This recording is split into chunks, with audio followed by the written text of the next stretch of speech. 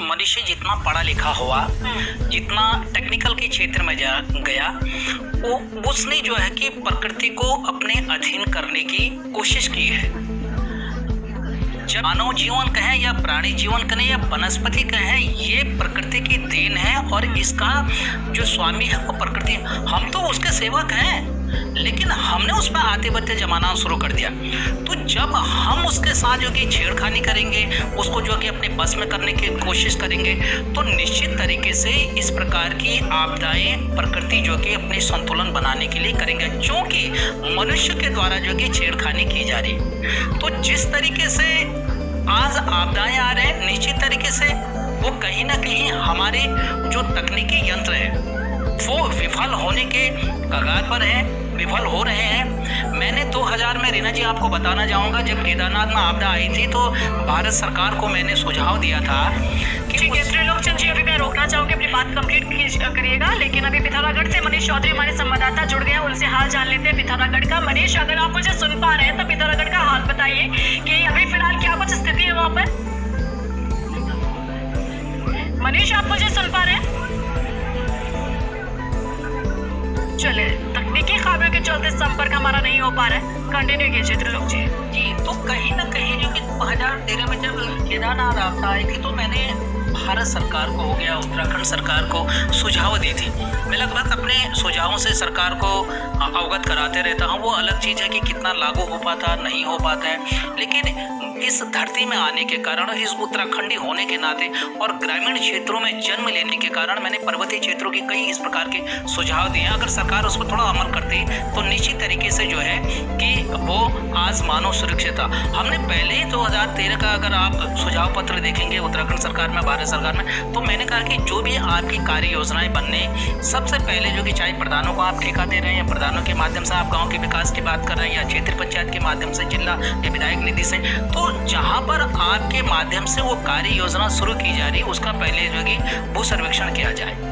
नहीं तो निश्चित क्या हो कि जहां पर सरकारी जमीन है वहां पर वो चीजों का निर्माण कर दे रहे हैं, वो आपदाएं वो बह जा रहे हैं। तो ना तो वो पैसा काम आ पा रहा है, ना विकास हो पा रहा है, और निश्चित तरीके तो कहीं ना कहीं जो ग्रामीण क्षेत्र में भी जो हमारे जनप्रतिनिधि हैं उनको भी अपनी भागीदारी निभानी चाहिए। सोल भी सरकार अगर आपको मदद कर रही है तो गांव का विकास तो मेरा है ना, तो उसमें मेरी भूमिका होनी चाहिए। लेकिन हम क्या कर रहे हैं उसके और नहीं कर रहे हैं। हम दे रहे हैं कि सरकार ने दे दिया तो जैसा भी बने तो बड़ी चिंतनीय। आप स्कूलों की बात कर रहे हैं, हॉस्पिटलों के या बारात घर बने वो नदी किनारे बने हुए, तो बड़ा दुख होता है कि आखिर में यार इस तरीके से क्या गांव का विकास की बात हम सोच सकते हैं।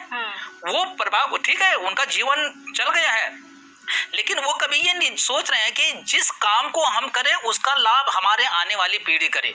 आने वाली पीढ़ी के लिए वो कुछ नहीं छोड़ गया। आने वाली पीढ़ी के लिए एक जो है कि खाली ये जो देख लेना, निश्चित आने वाले समय में 10-12 साल के बाद आप देखना कि इसकी जो कि भौगोलिक परिवेश ही बदल जाएगा, क्योंकि हम स्वार्थ के पीछे जी रहे हैं।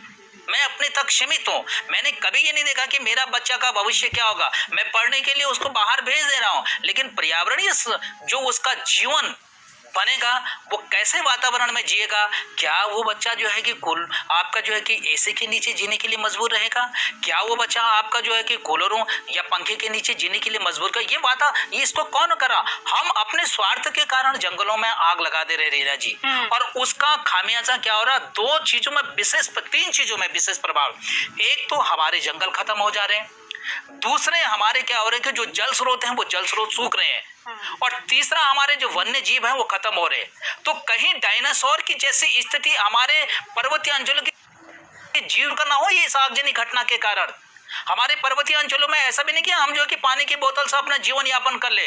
गाय हैं, भैंस हैं, अगर हमने वक्त रहते हुए उन जल स्रोतों पर ध्यान नहीं दिया, अगर जिस तरीके से आगजनी घटनाएं हो रहे हैं ऐसे होते रहे, तो मैं निश्चित कह सकता हूं कि आप 10 साल के बाद का 80% हमारे जल स्रोत सूख जाएंगे। उसका प्रभाव हमारे पहाड़ी अंचलों में हमारे मानव जीवन पर पड़ेगा, हमारे पशु पक्षियों पर पड़ेगा, हमारे खेती पर। हम लोगों के लिए तो हम तो बारिश पर निर्भर रहते हैं खेती के लिए, अच्छी बर्फ हो गई तो हमारे सेब अच्छे हो जाते हैं, अच्छे जो है कि बारिश होगी तो हमारी फसल अच्छी हो जाती है।